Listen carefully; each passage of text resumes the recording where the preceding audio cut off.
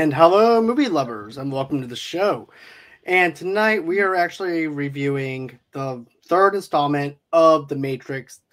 And with me, I have Charlie with me. And of course, I have Tomeka with me from Two Blur Girls podcast. Hello to everybody. Hey. Hello. And like I said, we're reviewing Matrix Revolutions. This is the third installment of the Matrix franchise. This is actually going to be starting back up where the second one leaves us off with. Basically, Neo and Bane are unconscious, and Neo is basically trapped in a train station through the first half of this film. But not only that, but you also have another thing that winds up happening before we actually see him in the train station. We actually have Morpheus, who's very concerned about Neo whenever he's unconscious. He thinks that he's able to still be inside the Matrix without being hooked up to anything. And of course, they wind up finding out through the coding that, in fact, that he's not even in the Matrix or anything like that. But then after that, it cuts into Neo at this train station, and he doesn't quite know where he's at. And then you have Trinity and Morpheus, who wants to try and figure out a way to figure out where he's at. So the opening scene, I'm glad they actually continued it off where we left off at with Matrix Reloaded, instead of them going to something else, because that was something that I was kind of curious about. Was like, what's going to happen once Bane wakes up? And they are self-inflicted wounds, because that's what Agent Smith did. And to know that he actually hijacked this guy's body, and this is not even the Bane that everybody knows. This is a different version of Bane. So what did you guys think about that in the open sequence? Go ahead, Charlie. Yeah, sorry. I like the way that they picked up when this left off, because literally it left on a cliffhanger. So they're two unconscious, and then the really one guy that knows this, like, Bane's full of shit. Sorry, but it was the white captain, the one that's all talk, but he's kind of a wuss in a sense. But he's like, yeah, that guy knows some answers. I want him to wake up. And then it's interesting that, because it just shows you the power that Neo has. That he's able to be plugged into be jacked into the Matrix, and yet not be physically there. And I think it's an interesting idea, and it's the revelation of the one. It's a shame because Neo's not in this movie very long. That's what it seemed like. He's, I think, a good 15 to 30 minutes. He's stuck in wherever this location is. And if you're wondering, hey, isn't the Oracle a different person? You're right. She is, because the original actress that played the Oracle died while filming the third one. So the same actress. So they had to kind of rewrite the character, have a different person portray the Oracle, and yet kind of write like the story. Well, I made a deal, and this is the result of it. So I think that idea kind of worked. They played off the narrative really good with it. They did really well. I just don't think it was the right choice for the Oracle. It just looked weird. She looked like Danny Glover, who had just enough of this shit. She just looked like she's like just smoking a cigarette when Agent Smith just comes over there. She's like, I know why you came. Just get it over with. I'm like tired a of this sassy shit. grandma. Right? She just had enough of Matrix. She's like, you know what? I know why you're here, Agent Smith. Just go on ahead. Take me. No wonder why. I think the choice was, okay, do I fulfill the prophecy, or do I keep smoking cigarettes to look old? Okay, I'm going to do the cigarette route, because every time you see her, except for maybe the second one, she's smoking, and it's like, yeah, that that's going to kill you, right? You're supposed to see into the future. I don't know. I wonder if that's the ramifications of what they're doing, though. Isn't she a program?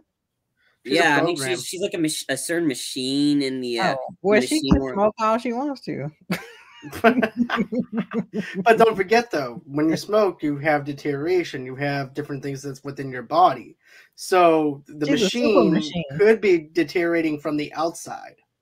Yeah, but she's a super machine. It's overuse. She's right, the overuse of it. She's probably tired, and she needs to rest. She's an old antique machine and everything. She's like an arcade machine. She just has to be put out of order for a while.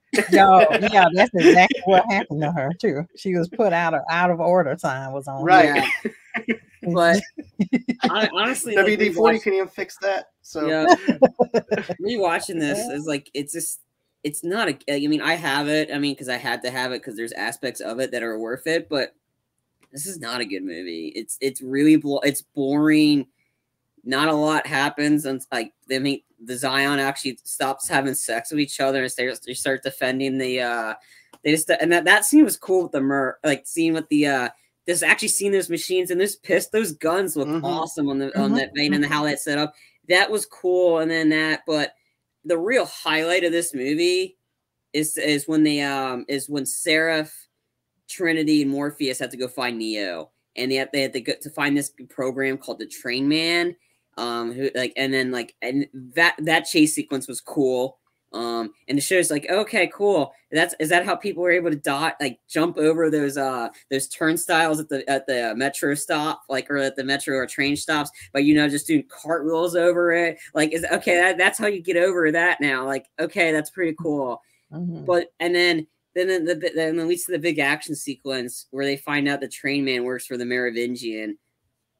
Of course, Merovingian is just pissed at Neo for no reason. Okay, I'm gonna take your friend, so you got to do that. But that action sequence was awesome. When they beat up the three guards, and Seraph is just doing roundhouse kicks on the guy, and then all it takes is one snap. Morpheus just snaps one guy's neck, and so Morpheus, he kicks some ass in this one. It's okay, he didn't get his ass kicked. He kicked the ass in this one, which was really nice to see that. And there's one neck snap in that, and then Trinity snaps the neck and then shoots the guy. So it's just Trinity's pissed, and that's one person you do not want to piss off, and that's Trinity because you took her man from her, and that is the one person you do not want to piss off, and it showed. And then I just love the sequence when they go down the elevator and they said, okay, there's a girl with if there's only one person at the code check, we're okay to check guns. What if there's not? Then there'll be many men. And you see Seraph just pull out the gun. Everybody's just pulling out their guns, and then the girl shows up and is like, hi. Oh shit. She just goes, hi. Oh shit. It's kind of iconic from the very first one, where this time it's instead of the security guard saying, holy shit, it's the girl's like, oh shit, she just backs off, and then they just start blasting, and then what do you know, the guys can walk on the ceiling. Seeing that for the in the Matrix was, for the first time, that was cool, because you see people run, they run on walls, you don't see them walking on the ceiling. That led to a fantastic action shootout sequence, and I love that sequence. I thought just the train sequence, like you said, was boring, but the metaphor was pretty good.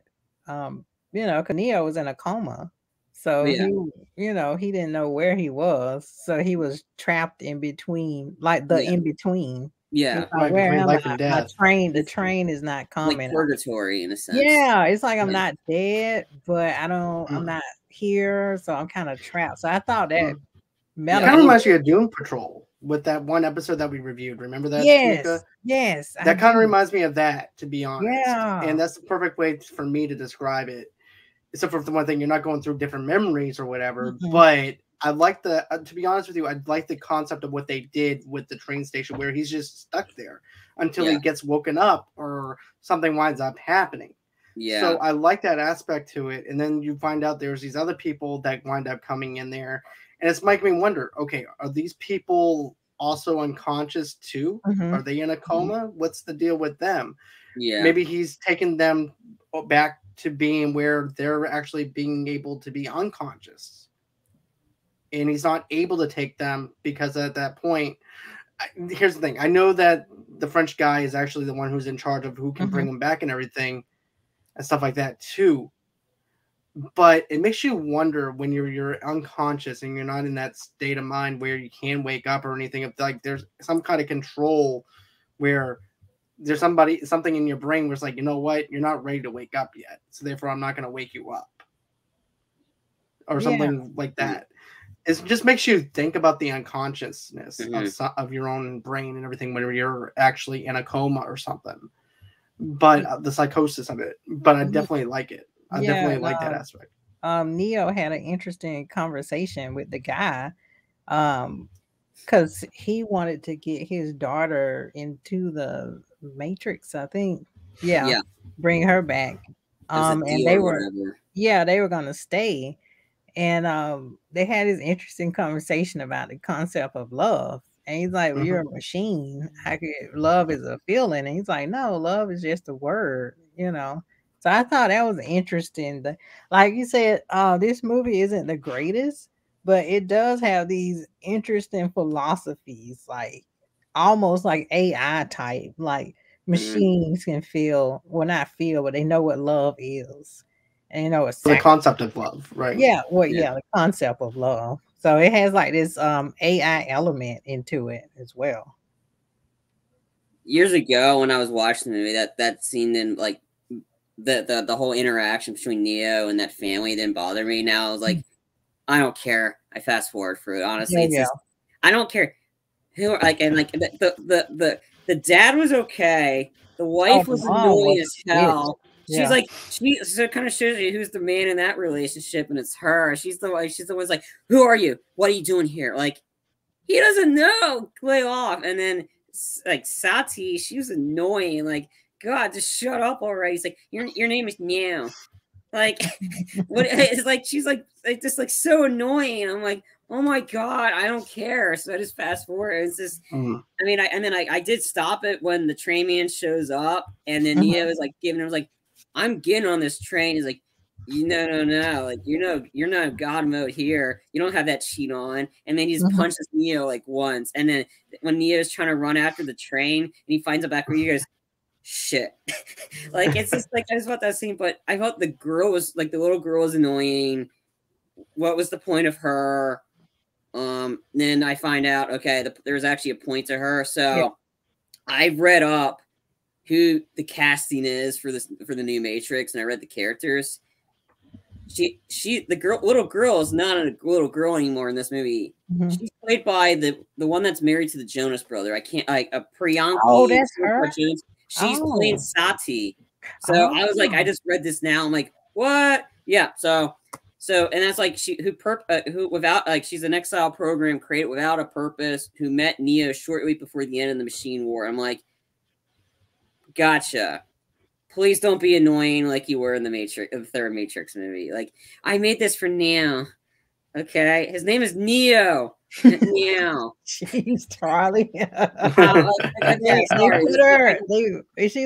She's like one of the exile programs they put inside kids, and kids ask annoying questions.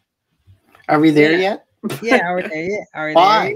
Why? I'm pretty sure she's the type of kid that would ask if Rambo is Rambo is like tired. Like, Rambo, you tired?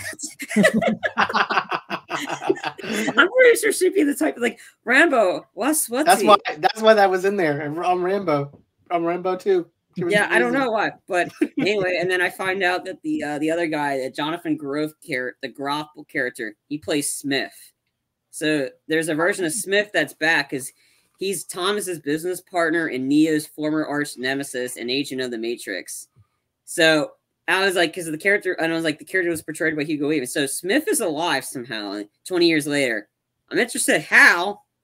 Again, this is making me more excited for this movie, because it hopefully will make me forget about this downer, horrible movie of this is. I mean, I still own it, because there's the action sequence was awesome. Yeah. There's a Morpheus and they're just like, they're doing a lot of flips, and then Trinity's pissed, like, and then she does the iconic move she did from the first movie, just to kick the guy through the wall, and then he fell down afterwards. So after they get past this sequence, they go into the club sequence, and what do you know? Oh, Randy. What do you know? More orgies. Hell with one. It's like, what's the deal? It's like, okay, let's go over this movie. Okay, what did the first one didn't have? Orgies. Okay, we need to double up on the orgies. And also too, what else didn't it have? Let's have BDSM outfits and leather. Yeah, like all the skin, like leather, like all plastic kind of skin tight. Let's all get in a mosh pit. Like, let's play like porno music or something of that nature. Yeah, we gotta have a mosh pit. We must have a mosh pit. Yeah, and I was like, once I was watching the trailer, I was like, watching the movie, I was like, oh my God, we got another orgy. Yeah, and then it turns out the Merovingian, he's into this stuff. along with his a lot of his horned up wife that loves it when people are fighting each other or about to kill. It's like she gets off on that kind of stuff. I don't know. I can't control that. So let's just say, you know what? Let's say this. I think that. Prince Renser from Nine Inch Nails would love that club. To be honest with you. Oh yeah. I mean, oh yeah. so Jared Leto. I like Jared the Leto way probably would be. Jared Leto would transform into the dress. Well, I like the way they enter, like Trinity. Oh, I forgot the guy's name. Seraph. Seraph is my favorite character. And Morpheus, how they entered in like this circle. And then they came in and just had guns everywhere. That was they were ready to kill everybody in that. And that was awesome. And then everybody parted like the Red Sea. Yeah, and then they opened up the floodgates, or they stopped the orgies just to let them through. The orgies stopped. I don't think that's the way Moses intended it. No, I don't think so either. But in this sequence where everybody stops, so the Merovingian, then they all have guns pointed down, and Merovingian's he's talking out of his ass. Oh, I need the eyes of the oracle. Okay, like he's like talking like he's that. I don't know. He's talking like he knows he knows what he's doing. I'm like, no, you don't. You really think you're gonna get the upper hand? And then this is the moment I love. Like again, I love Trinity in this movie. Like in these movies, she's a badass.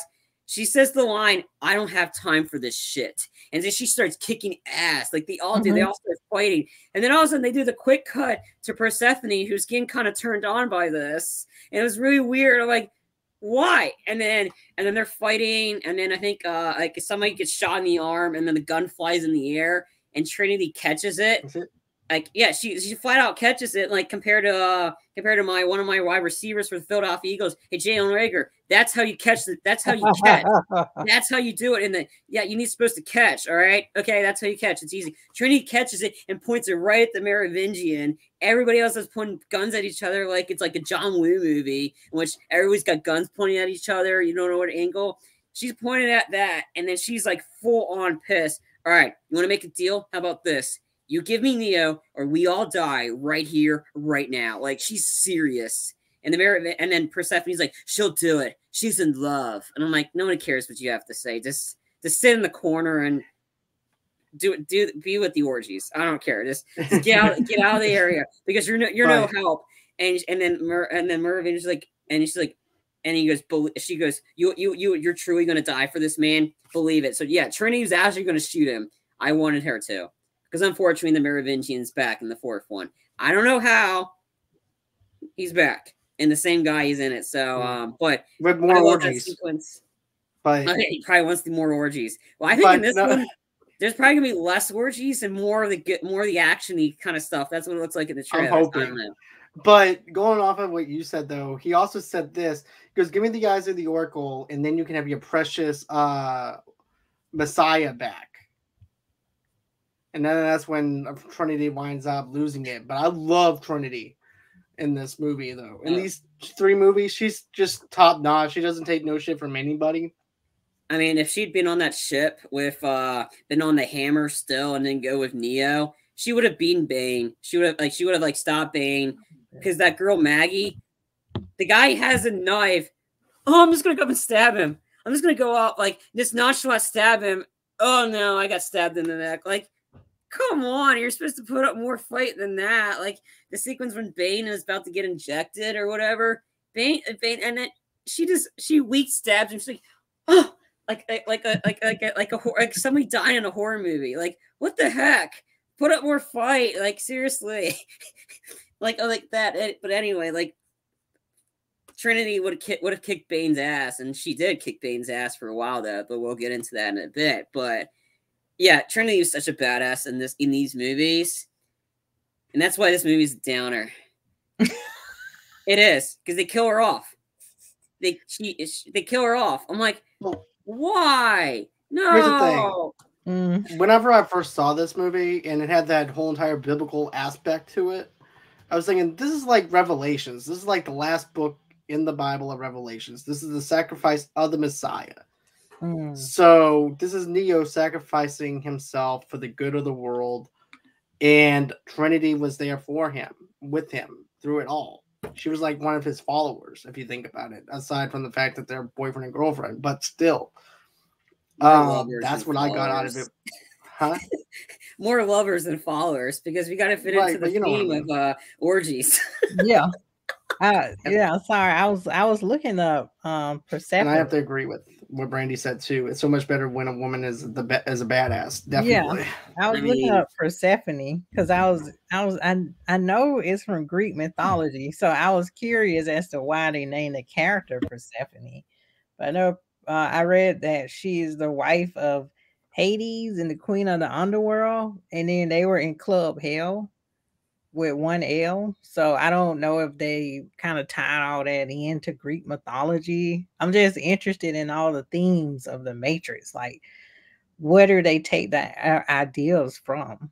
Like some Greek mythology, some sci-fi books, spirituality. I think it's through everything, though. If you think about it, they take a bit of everything and paste it together, because we have reincarnation, we have transsexuals, we have everything that's in different religions, different aspects into the mythology and stuff like that, all rolled into one aspect.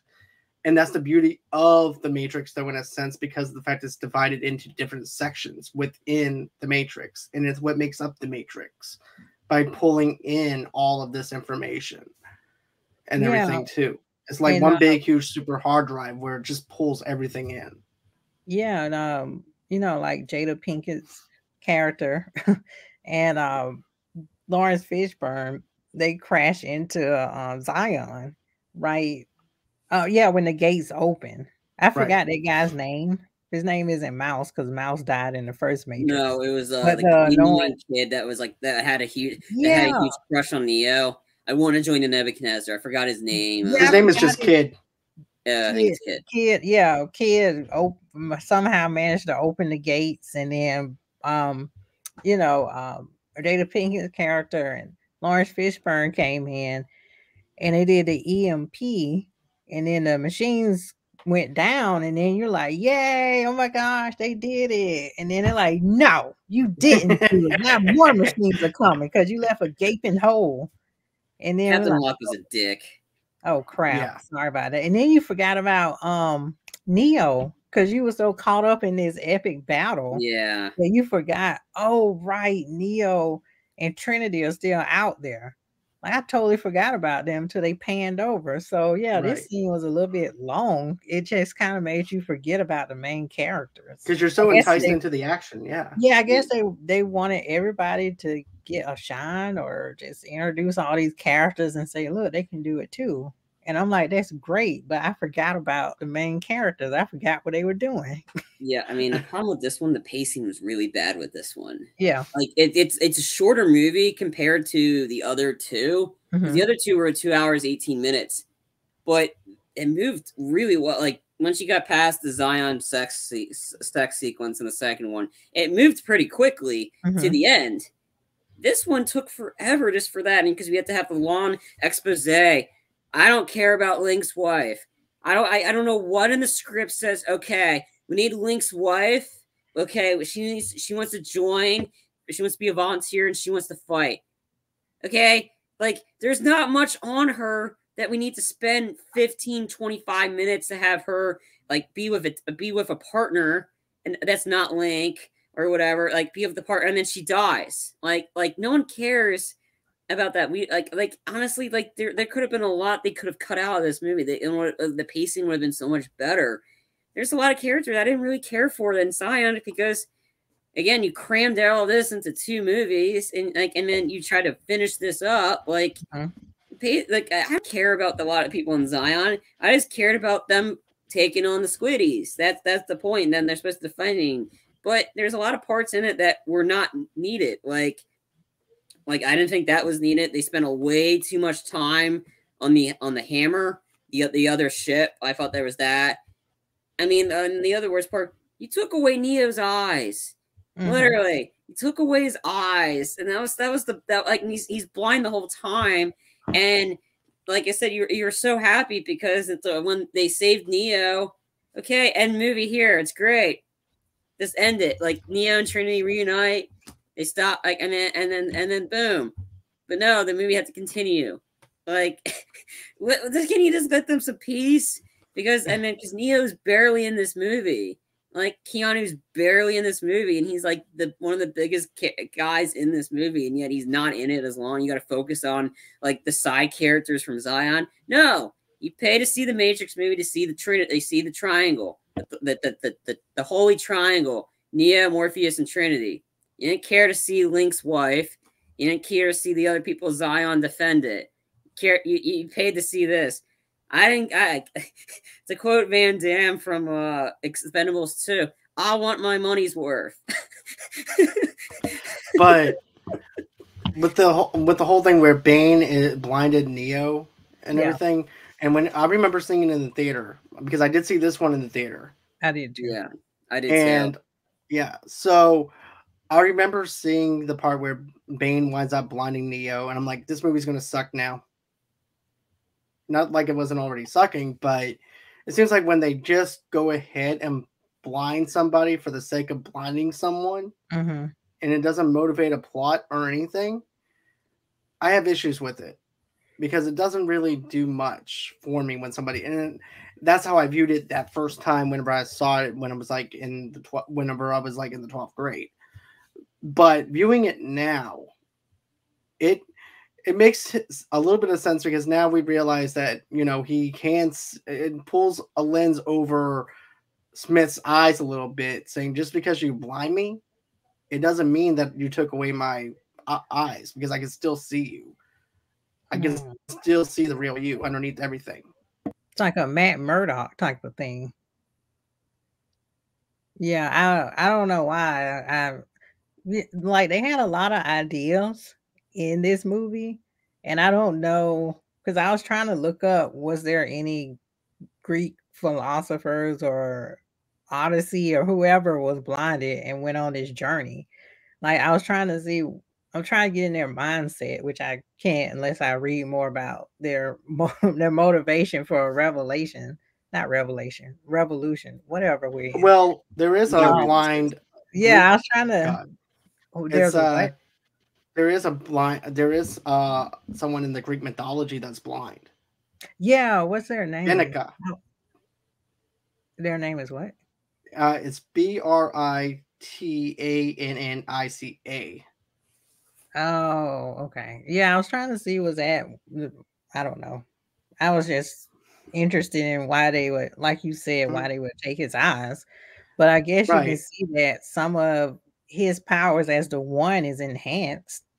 Like you can start to see as he sees the Matrix. Like he can see past the physical sense, and he can really see like the, I don't know, the mechanical sense, the coding sense, whatever. He can really see, surpass what other people can see. Oh, you put it up there. Okay, yeah, that's what I was doing. I wasn't like just wandering around. No, I was just trying to help you out there too, because I like mythology, the name of that and I'm like, she's onto something. I'm gonna geek out over this too because I like Greek mythology.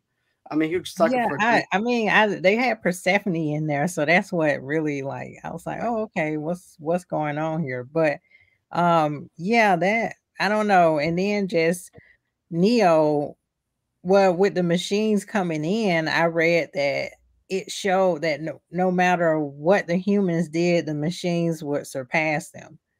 Like they thought, okay, we got the EMP, and yay, we got these machines, but more machines are coming, and then they kind of multiply, and all hope seems lost.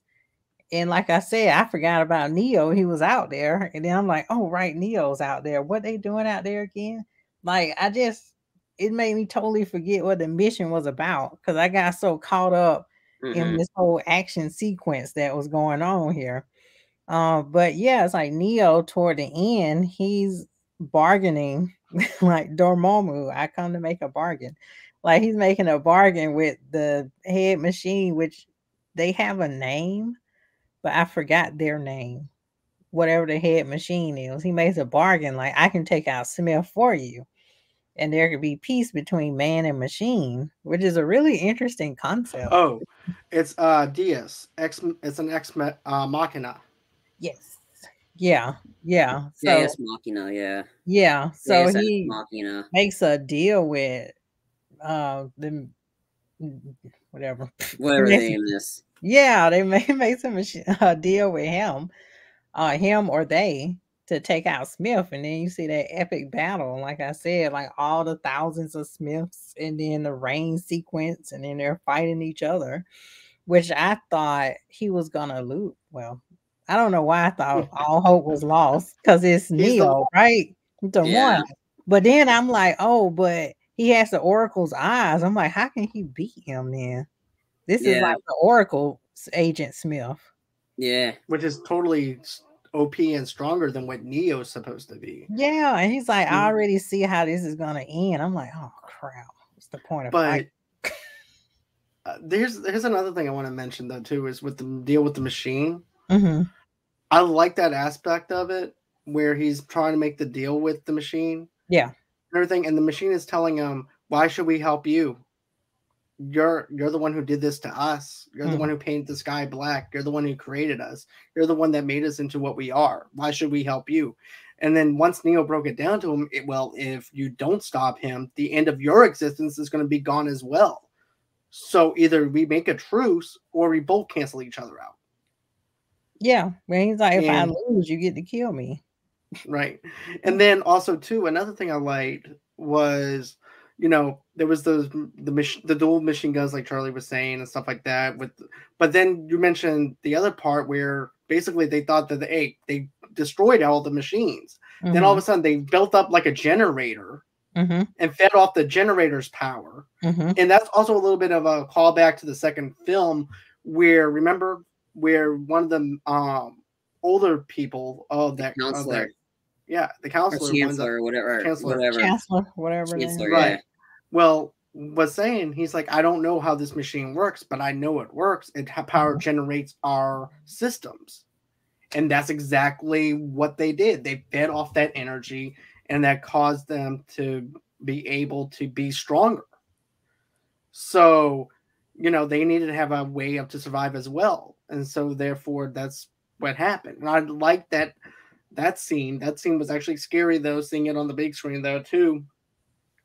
But yeah, I definitely enjoyed that aspect. I enjoyed the fight out in the rain and stuff like that. And Mr. Anderson, this is it. This is the final battle. And, I like that. And then, of course, whenever Neo finds out that's actually the Oracle, he kind of freaks out a little bit because of the fact that he's like, okay, maybe this is a little bit above my pay grade. Maybe I'm self-doubting right now because I'm having to go after someone that's above me and everything. And you see that play out where both sides, where Neo's OP, but she's really OP, overpowered with that.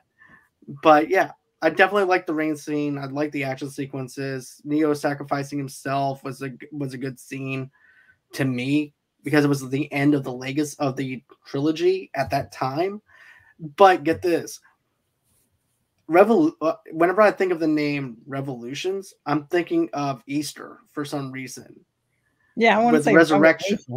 So now we're having resurrection. Yeah. And then, you know what I'm saying? But that's just me playing into the mythology of the Matrix. So I'll let you guys go on ahead and talk. Yeah, so I want to go, like, the one guy I liked out of Zion was the one commander that stayed on the yeah, what's his name? Let me look that up. I forgot the name. Yeah. He was like, he got torn up. Like, I'm surprised his face almost survived. Like, it was still there. Like huge, like deep, it's Captain Mifune. Mifune, yeah, he was awesome. He was a badass. Like, he almost took on that. He almost defeated that entire. Yeah, he was a badass. And he went out slinging, man. He went out like a boss. And that was the part. Like, and then he's like, and then the kid's like, I never finished the training. And the captain goes, I never did either. And that's how he dies after that. So it was like, he was a badass. Like, he was like, and then he's the guy that can give you a motivational speech.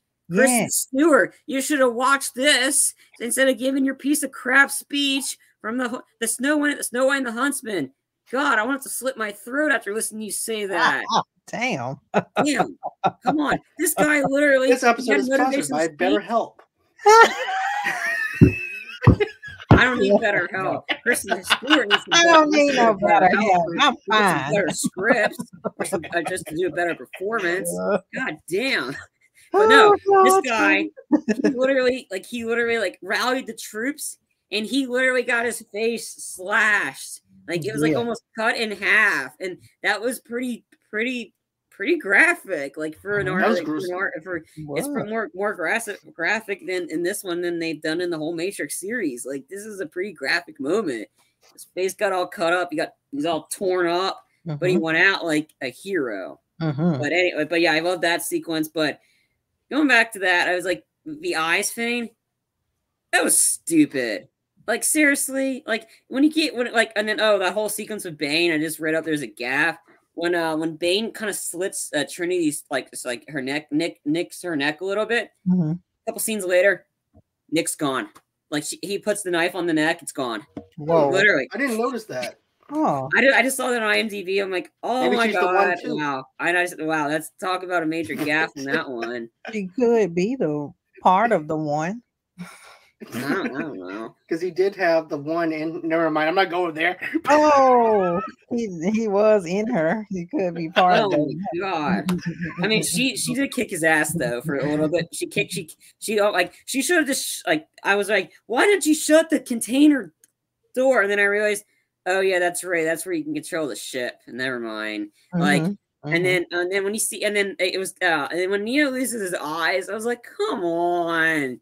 What is Neo? What have you done to Neo this movie? You have him in purgatory for half the movie, and then then he loses his eyes. Come on, and the sad part is he didn't get to see Trinity one last time right before she died. Right when she got right when you think she's okay, she's like, I'm not gonna be able to make it, and he goes, Trin, what's wrong? And then you see the spikes through her.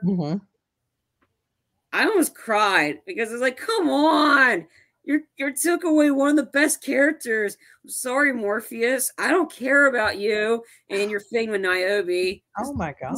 Just go. Just leave. Like Morpheus. Well, I mean, I Morpheus is cool, but not as cool as it's like Morpheus is cool, but there's a tier of cool, and then there's like awesome. He's in the cool tier. Neo and Trinity are awesome because they needed more movie. They needed they gave the two best characters in the whole series less of the screen time because we need to see more Niobe. Like, okay, I got this. I'm like, sorry, Niobe, I don't care about you. Like, I don't care about Captain Niobe. I'm like, no, I want to see the Matrix. I want to see Keanu Reeves and Trinity kick ass. Okay, I didn't care to see Niobe everybody's like saying, oh, no one can drive through that mechanical thing, and then they cut to her. No, I don't care about that. Like, no. Like, I came to see Neo and Trinity, and you kill them all. All right. I'm not done yet. Sorry, but no, you kill them off. And then like in the worst way possible. Like, it was such a downer of an ending. And then Neo sacrifices himself. I'm like, come on. It was like I said, this movie's a downer. It is, and that's why I'm so happy the fourth movie is actually right the wrong. I'm like, okay, Neo and Trinity are alive. I'm interested in how this is going to play out because you brought the two best characters back into a war, and I'm happy on it, and I'm interested to see where we go with this. But again, the final fight seems cool, and I think there's a little Easter egg in a sense. I think one of the buildings that was formed in the Pretty Dark World, I believe it was the formation of the Continental from John Wick in New York, the hotel. Really? In a sense, it was like, yeah, it was a really quick shot. I think I saw it. I'm like, huh, that's interesting. Like, there's no words Continental's not on it, so they're doing a little John Wick Easter egg before John Wick even existed, because the John Wick movie says, okay, so if you're part of the Matrix, okay, I want Neo and Morpheus, and okay, the Keymaker. You can. It's like they're moving on to the next level. Like, you've not been eliminated. Like, okay, you guys can move on. Trinity needs to move on too. Everybody else, sorry, you didn't get the rose. You're not moving on. So it is. They took those people and they moved them on. Okay, you're going to become assassins.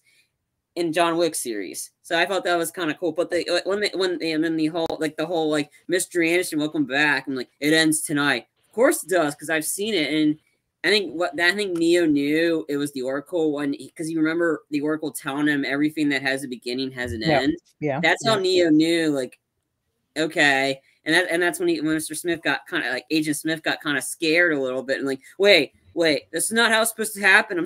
I'm supposed to win. This is me.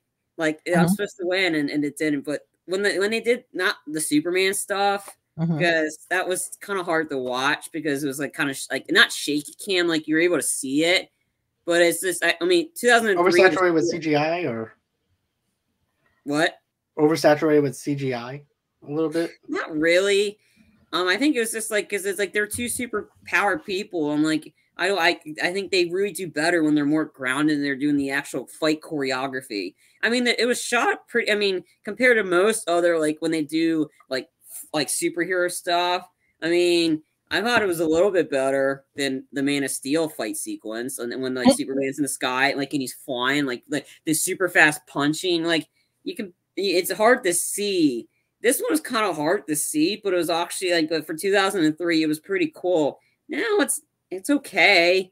I was just in a huge. I to a degree, I liked Keanu being able to be Superman. When you have two Supermen fighting each other and they're both equally powered, it's just like I liked it better when they're doing the kung fu fighting, and then when they did like the sequence in the chapel area, that was awesome. And the soundtrack, there's like the score that was played in the background during the fight sequence really got you amped up for this. And that's what I liked about it. Like, and I forgot the name, and I Shazammed it. I think. But let me just go off of this real quick about the Oracle and stuff like that, because it's giving me some ideas and speculations into this next one a little bit. But okay, the Matrix is of course rebooted after Neo winds up sacrificing himself, which might also explain why Morpheus might look different. I'm just thinking because maybe it's like a soft reboot within the Matrix itself to reconstruct him. That's just me thinking. But then also too, this is something that Frenchie and I had brought up when we were doing the scene by scene of the Matrix resurrection stuff. And if you look at the opening scene of that trailer, if you look at it, it has the same identical thing of the park bench, the same kind of scenery with the park bench, with the Oracle and with the girl that Charlie doesn't like, Seraph. What? No, Sati. Oh, never mind, Seraph. Well, anyway, Seraph looks up at the Oracle, and this is when she winds up saying this to ask the Oracle. She goes, this is what she winds up saying. Who created a beautiful sunset for Neo that she thinks we will know will see Neo against if asked the Oracle? If she knew this would happen, she replies that she did not know, but she believed. But there's also this other thing where she goes, of course, you know, we wind up seeing that whole entire sunset and everything. I'm thinking that this girl is going to wind up becoming the Oracle. Yeah. I think that little girl on that bench is the Oracle. Could and be. She's the new, and that Oracle passed down her powers onto this little girl now, and now she's the Oracle. And then also too, seeing Keanu being carried over with the machines, I wouldn't. Here's the thing: remember when they had to wake him up in the first one? What if they put him back into that thing again, and now he's been resting there all that time and just charging his brain and everything. And now they have to try, and now he's just trapped in the Matrix, and they just keep giving him the pill to make him stay in the Matrix. And now somebody has to go ahead and try to save him again, or he has to wake his own self up. I heard that in New Rock Stars, the YouTube channel, they kind of speculated something similar. And once his hand touched Trinity's hand, it was like an awakening, in a sense. I didn't know that. They kind of speculated. They could It'll be interesting if that happened. But it was like an awakening in a sense. And he was like, "Hey, do I know you?" Mm-hmm. And she's like, "No, I don't think so." So Yeah. it could be we're gonna find out. Maybe she's more powerful in this simulation of the Matrix. I think she is, honestly. I can see, I think she's the one, really. She's the one. Neo's got one powers, but he's not as powerful, unlike Trinity. And I think this is kind of the opposite. So, and I think, like, because again, we had the douchebag architect shit back up, and he goes, "All right, fine, like, you got your piece, and anybody that's in the Matrix is able to wake up." So they allowed them. So, and going to that point about Thomas Anderson, they could have have him in the Matrix, but and I think Trinity's name's Tiffany at first. Oh yeah. Good evening, Roxy. Yeah, so she like Tiffany, and then she's a motorcycle enthusiast, and I'm like, okay.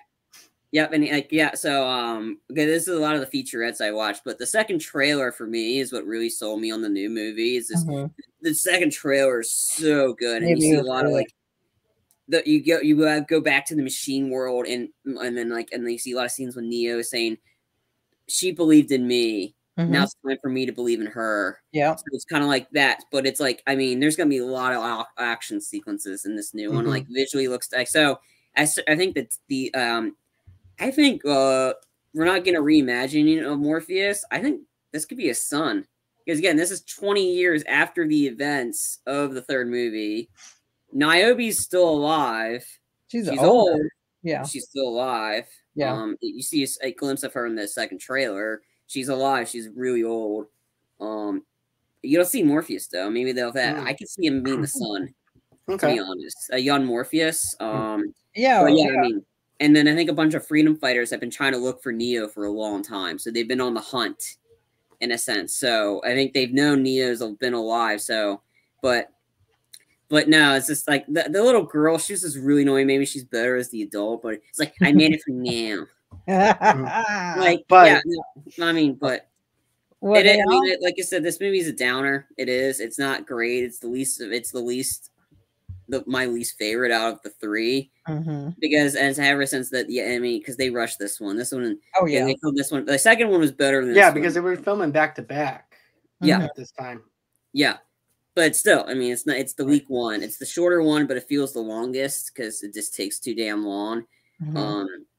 Hence Neo saying this elevator, like it's like this elevator's gonna take too damn long or whatever, like, or some of that nature when Neo and Trinity wanted to get it on in the elevator in the second movie, like this movie is just too damn long. It feels too long. Like the action scenes, sure, some of them were cool, others were just that. I didn't need to see like very long exposés on the wife of Link. No, I mean, come on, who pays the movie to see Link's wife? Like, it's just trying to save no. I don't care for a 2-hour movie. You can have that, but you need to expand the characters more. Not this. Not to go to her. Oh, I don't like. She's only in it for like 5 minutes, and then now this one she gets longer. Like, no. Like, no. Come on. I want my money's worth. I don't think I got my money's worth, but still, like, I mean, there's aspects to this one is better, but overall it's not great. Oh, that score was the song's called Navarus by Juno Reactor. And that was the score that was played during the fight sequence between the final fight between Neo and Agent Smith, and then that was played at the end of the beginning and end credits. Like, this scene is like I tried to get this as my ringtone. It's so badass. It gets you amped. And then the final fight happened. Like, the part of it started out great, and then when he sacrificed himself and he died, I was like, oh, come on. Sorry, John. Like, it's like I was trying to finish my thought. Sorry, no. You're good, man. You're good. Seriously. But no, I just wanted to say I found that quote. They say they agree that the peace will last as long as it can, and that all humans who desire will be offered the opportunity to leave the Matrix. And that's when she said, the Oracle tells Sadie, who created a beautiful life sunset for Neo. And that's whenever it closes out. But created for now. Right. Like Neo. Your name is Neo. Oh my Not god! cat. Your name is Neo. Why did you do this, Joe? You brought up bad memories for chocolate. Give him PTSD. Yeah, Is what I do. well, so in Matrix 4, there was an interesting speculation too from new rock stars. They said, they were just throughout within the movie, they were showing scenes of Matrix, all the Matrix movies basically, and I guess it, in a sense, like Neo and Trinity and all of them became like folklore. It's like Matrix folklore within the movie. Like you see like all these aspects of what they did and who they were. And then maybe these freedom fighters saw that and they grew up with all these folklore and these, I guess they could be documentaries of Trinity and Neo and everything they did. And they're like, oh wow, Trinity and Neo, they're heroes, they're this, they're that. So, in a sense, they could just unplug out the Matrix and get back with the freedom fighters. I don't know. I'm just speculating everything. I just thought it was interesting within the movie. They become pop culture icons or some mythical legends themselves. So I just thought that was really interesting too. It's like a movie within a movie. So that's why I was seeing all these things that go back to like the first Matrix. Like you were talking about the park bench and then the Oracle and all these other things. So I mean, there's gonna be a lot of those scenes like scattered throughout this fourth movie. I'm pretty sure it's all about memories. It's trying to get Neo to remember, I mean, and pretty much our first person view is this character named Bugs, played by Jessica Henwick, I believe. I forgot the name. Let me look it up. But she's the girl with blue hair with the white rabbit attached. Ah, okay. Yeah. She's our guide because she's the one that's been looking for. She's the lead. She's like trying to find Neo. And so she finds him, and then she's got the white rabbit and like follow me, and then they're going like there are a lot of portals, so they're able to like that. So this is how technology's changed in 20 years. But yeah, so it's a lot of memories. So you're gonna see like images or photos of iconic sequences from the other movies. Like I'm pretty sure at some point, like you'll see like Groff, the Jonathan Groff character, represent like Mr. Smith and like Mr. Anderson, like there's mechanisms. So there's a lot of, it's like kind of a reboot in a sense, but it's also kind of a sequel. So it's kind of like that. So just as long as you don't kill these two people off again and get our hopes up, and then Tanya harden us, like, no, don't do that. Harden us. Like, don't Tanya harden us. Seriously, let us enjoy this movie because this movie looks absolutely stunning. It got nominated for Critics' Choice Awards for visuals. The movie's not even out yet. And it got nominated, but visually this looks stunning. Like it comes out actually today in Toronto. Darn it, Toronto. I know. It's Get all the good and it comes out next week. But still, I mean, like I said, the action sequences, and there was a really cool featurette about the action and pretty much how Lana Wachowski once you look like badass with the weapons, and you see young Morpheus with two guns, like walking down the hallway with pissed off. Again, he's gonna kick some lot of ass in this one. There's there's gonna be a lot of that, and then the motorcycle sequence I'm probably more hyped for. It was Trinity and Neo stopping the car, explosions everywhere. It's like, and it's just good to see Neo with eyes. That's the whole point. You don't want to cut his eyes out, Neo with eyes. Simulation. It's a new simulation of the Matrix. Jessica Henwick. That she's the one that plays Bugs, and she was originally supposed to be. I think she was up for the role in Shang-Chi, and she took this one instead. So I was like, so she's pretty much the audience's eye. So she's like our version of Link, like reacting to how we react to some sequences, because I'm hyped for this movie. Like the action sequences look absolutely stunning, the visuals look stunning. I'm excited to get back into the world of Matrix, and we needed like a really good story, because if it wasn't a good story, Keanu would have said no. But if it's such a good story and everybody's like reenacting about Keanu, like I want to be in this movie because of Keanu and like he's like how he helps me with the fight sequences. I still know kung fu. Like there's iconic lines. Like it looks like it's gonna be a good movie. I hope it delivers. I really do. Like I think it will because everybody's got to recite. Because I mean, if this movie didn't get much hype, nobody would be like we wouldn't be having other podcasters rewatching The Matrix and then doing shows on it for this movie. Like it's not getting the Spider-Man hype, and that's okay. It doesn't have to get enough hype, get people in, and I hope it over delivers. Honestly, and I think it will because anything can be better than this third one. I need some good closure and actually potentially leads into another series and have like Neo and Trinity like help defeat these guys because. You can't have a Matrix movie without these two, and please do not kill them off again. Please do not kill them off again. Don't get our hopes up and then just stab us, because I don't want that. We're in the trailer too. Neo is taking blue pills, and they're prescribing him all these blue pills. That's his therapist. I think they're trying to get him.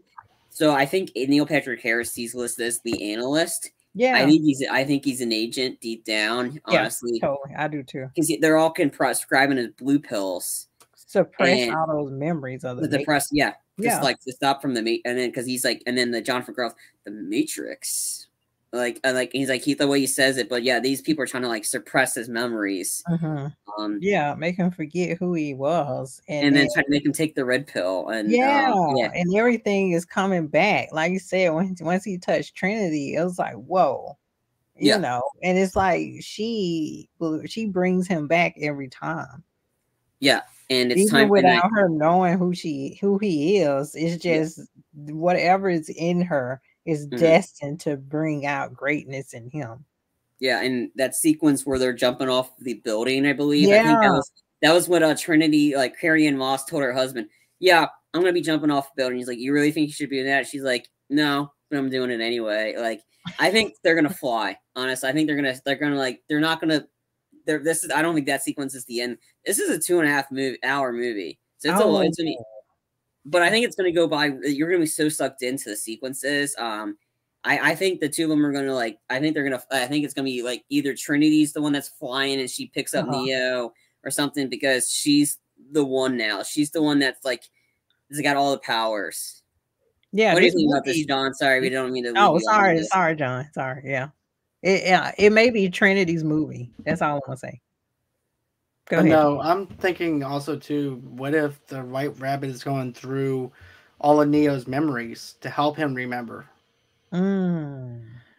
That's another theory that I had during the whole entire deal. Whenever we were going through scene by scene with the trailer, then of course everybody's wearing blue in that trailer to symbolize the blue pill. And everything, and also too, I like the White Rabbit, and I mentioned this on the trailer reaction, and also too on the breakdown that we did. And basically, what I said was this too. I said I liked the Jefferson Airplane song being played because it goes hand in hand. One pill makes you see things bigger, with the other pill. I don't know the exact quote with Jefferson Airplane, but you know what I'm getting at. And I thought the placement for that song was perfectly well executed for this film, and it knows what it wants. It's the identity of the film, and I think it's to suppress, like you and Charlie were saying, to keep him within the Matrix, but also too, this White Rabbit just happens to come in and just shows him the memories that he has, and to where he can get out of there without having to take the red pill anymore or anything like that. I'm thinking it's just to help him remember by making him go through different times in his life with the first two films, even the third film as well. So I'm thinking that might actually be what happens. That's just me speculating, but this movie is deep. So, you know, it's not going to be really easy to be able to dissect when you watch a trailer, but still, I thought having the Jefferson Airplane thing was just awesome too, and I agree with Brandy as well on that. But it could be too like we're over medicated as a society, and we're suppressing so much that we have to face. So I don't know. That's I like to go too deep apparently with the Matrix, but it unlocks all these themes and metaphors that really intrigue me. Yeah. Too. The three of us need to review the fourth one whenever We will. Totally. Please. Yes, you are going to be coming back. I better. You are. There's no answer for but I think even Charlie will even confirm that you have to come back. I want to see it in the theater. So I do too. This is a movie that I need to see in theaters. Yeah, I may bite the bullet and see it in theaters. I mean, I'm gonna try. I'll get buy you a hazmat suit. Yeah. I mean, I'm seeing this in the theaters. Like I've been like we're getting a Matrix movie back in theaters. Mm-hmm. Yeah, absolutely. I'm in it. Like honestly, like I'm gonna try. Like I'm not gonna be able to see it right away. Probably maybe over the Christmas weekend. I'll try to see it. Yeah, yeah, totally. And then I'll watch probably the weekend after Christmas for me or something like that. And then I'll watch the or if you don't get to see it in theaters, you'll have it. There's the option on HBO Max. HBO Max too. Yeah. But I'm gonna see it in theaters. But I do too. I want to see it in theaters, but if I have to, I'll watch it on HBO Max though, too. But anyways, Tomeka, I do appreciate you coming on the show again, talking about the Matrix. This is actually the conclusion for our Matrix rewatch. So, but guess what, guys? I have some great news. Tomeka will be back again with us, talking about Matrix again, with the new Matrix comes out on Matrix 4 on December 22nd. That's when it gets released. But we're going to come up with a release date for our own selves when we do decide to go ahead and do a review for it. But anyways, I know that you have a little show called Two Blur Girls. I know you have a show coming up tomorrow night. Do you want to talk about that? Yeah, sure. We're going to do a Christmas Story, 1983, right, Charlie? Yep, that's 83. No. yeah, it's 83. Yeah, sorry. Yeah, Charlie's my research man. 1983. Yeah, a Christmas Story. So yeah, we're gonna review that, and John's coming on the show. Yay, John! Oh my god! I finally get a day off a little bit. Everybody's gonna go out of town. We're not doing our Hawkeye after show, so I'm like, I can review a Christmas Story. But here's the thing, though, I can review a Christmas Story in my sleep, so it's actually perfect. Okay, we shall see. All right. Okay, I'm gonna quiz you during the show. Okay, bring it. Come on. What's the name of the soap that was shoved in his mouth? Go. It was just a red soap. Woo! I know Liquid Dial was not invented back then, Tomeka. But anyway, we're gonna review A Christmas Story tomorrow, 9:15 Eastern. What's that? Like 8:15 Central? Yeah. Okay, good. Thank God. Okay. Trust me, I got confused with time zones myself. Yeah, we're gonna be on Facebook. It's gonna be live on YouTube, Twitter, Twitch, and I think that's all. We're gonna be live, but also we're gonna release the audio version later on that night too. So be sure to check us out tomorrow, 9:15 on our YouTube channel, Two Blurred Girls Podcast, and then the Facebook and the Twitter and all that. But you also are globally though too on your podcast as well for your audio podcast. Yeah. Thanks, John. You're very welcome. Yeah. Tamara's gonna kill me. Hey, I just no, she's not. This is why I help you out a little bit. We're audio podcast is on iHeartRadio and it's on Apple, and we're on Google Podcasts. We're also on Audible. We're also on Good Pods. Like John mentioned, Good Pods is like the social media for podcasters. Get to check out other podcasters' episodes and rate it and leave comments. You're just helping each other out pretty much. A lot of good indie podcasts on there too. And I think we're number 43 out of 100. So that's good. We're climbing up the ranks. So that's everywhere podcasting is streaming, basically. Check us out, Two Blurred Girls Podcast. All right. And guys, you can go on ahead and follow me. As a matter of fact, in just a few minutes, I'm going to be doing an indie short film that Alex and I are going to be reviewing for the Holly Shorts Film Festival at 9:15. So guess what? You guys get a double feature, a double dose of Movie Lovers Unite, but it's going to be on YouTube. It's going to be on Facebook. It's not going to be on Twitter. So if you guys want to, go on ahead, pull up a chair, watch us for about 10-15 minutes talking about this short film. It's only an 8-minute long short film that we're reviewing, but still, we dive into a lot of meat, a lot of stuff to digest for the 8 minutes that we saw. So go ahead and check us out over there in just a few minutes. Also, too, go ahead and go over and follow me on Facebook at Movie Lovers TV Lovers Night over there, underneath the same brand name on Pinterest and on Instagram as well. Like Tomeka said, you guys can go on ahead, go over to Good Pods and check us out over there as well. Rate us, do all that other stuff. Also, too, let us be able to reply to you. That's also a big thing now with Good Pods. Go on ahead, rate us even on Apple Podcasts as well. It helps people to be able to know where they can reach us at, listen to us at, and everything else, and helps us out with the rankings. Of course, you guys can go on ahead, follow me underneath Movie Lovers Unit on TikTok at Movie Lovers Unit 0, and then of course, Movie Lovers Unit on Twitter. And then you guys can go on ahead, reach out to me at movieloversunite@gmail.com if you're a sponsor or would like to be on the show. But also, too, if you want to donate to the page, how do you do that? Just go over to GoFundMe.com/Movie Lovers Podcast, and that's how you can donate $5 to $10. But a simple share goes a long way over at Movie Lovers Unite. So by the time you guys see this in February, guess what? What I want you to do is hit that subscribe button on the bottom right-hand corner to allow you guys to know when we have something new on. And also, too, give us a thumbs up, smash that little bell in the bottom right-hand corner. And always, until next time, guys, it's been real. It's been fun. Thank you, Tomeka. Thank you, Charlie. I can't wait to do this again. Yeah. And have a good rest of your night, everyone. And bye-bye.